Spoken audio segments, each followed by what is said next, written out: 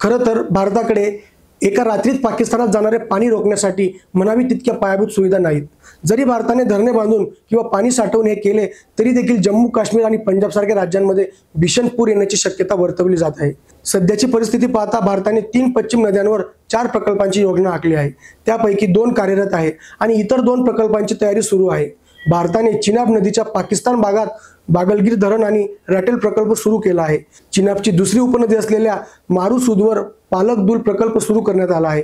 तसेच झेलमची उपनदी असलेल्या नीलमवर किशनगंगा प्रकल्प सुरू करण्यात आला आहे। यापैकी फक्त बागलिहार धरण आणि किशनगंगा प्रकल्प कार्यरत आहेत। अशा परिस्थितीत जर भारताने पाकिस्तानचा भाग असलेल्या 3 नद्यांचे पाणी थांबवले तर त्याला बराच वेळ लागण्याची शक्यता आहे। मुळात या 3 नद्यांमधून मिळणारे लाखो क्युसेस पाणी वापरण्यासाठी भारताला पायाभूत सुविधा तयार कराव्या लागणार आहेत। दुसरे म्हणजे पाकिस्तानी नेत्यांचे म्हणणे आहे की भारताला सिंधू पाणी कराराअंतर्गत मिळणारे पाणी एका रात्रीत थांबवता येत नाही।